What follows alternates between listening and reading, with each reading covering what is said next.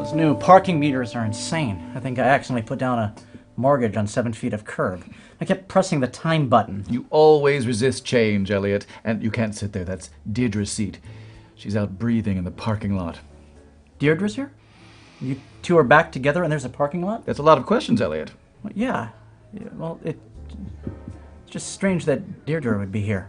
Should we hate each other, Elliot? Deirdre and me, I mean? No, Richard, of course not. I just think that... Elliot!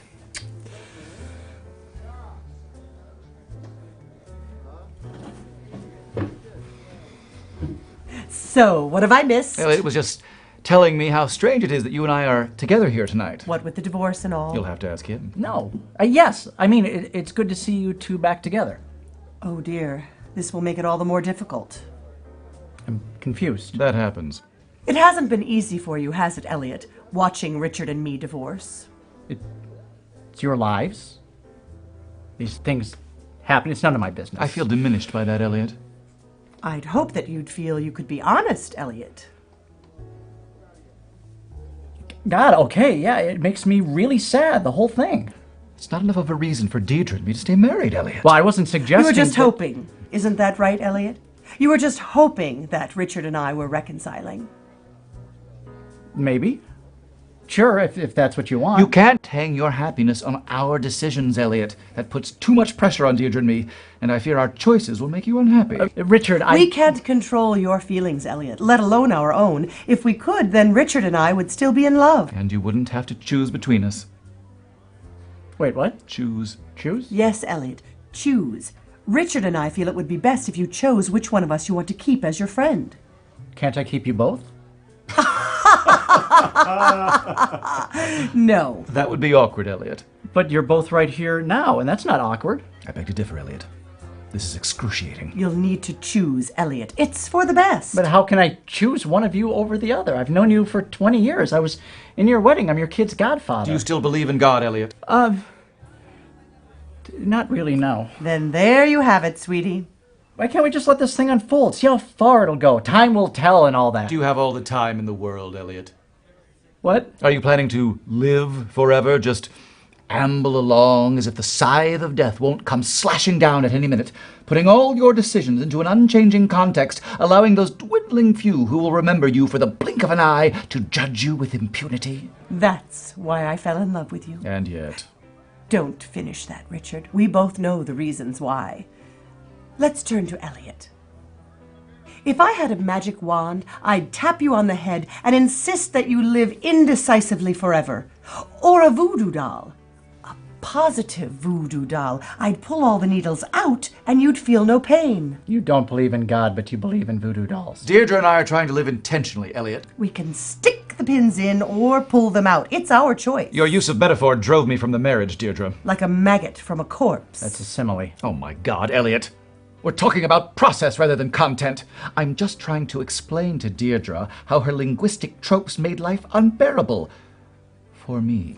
Thank you for telling me, Richard. In hindsight, I wish I told you earlier. And if I had a magic wand... But perhaps Elliot enjoys the way you speak. Maybe that's why he's going to choose you. Well, we'll never know until we ask him.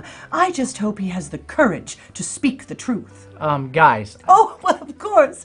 You're sitting right here while we go at it like rabid dogs on a newborn bunny. I think you're communicating really well. Is that your way of buttering up my wife, Elliot? You have to choose, not the other way around.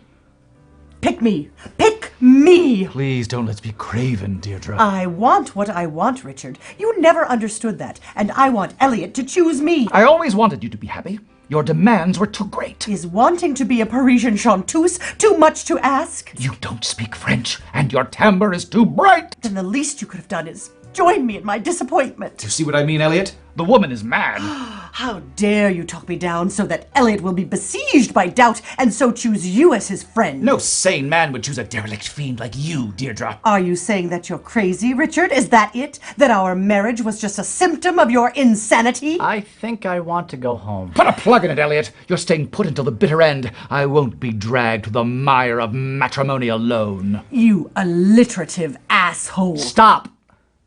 I don't want to be friends with either of you. You, Elliot, are a Judas. Judas Priest. Do not dilute my diatribe. I'm so sorry, Richard. Apology accepted. But what about Elliot? He has spoken, and now we must... Hush, hush, my love. You're right. Elliot is nothing to us now. A memory at best. Let's go, Richard. We're not wanted here. Oh, Elliot. I can't thank you for driving me back into Deirdre's arms, but I acknowledge the part you played. You are the fulcrum upon which our marriage rests, dear, gentle Elliot.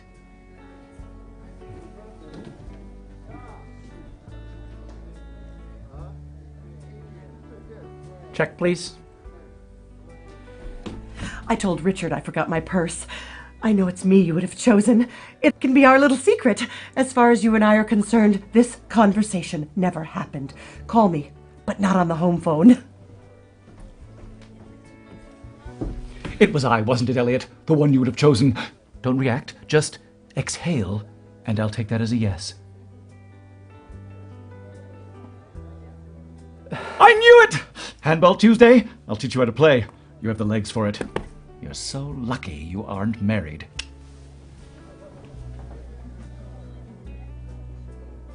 No shit.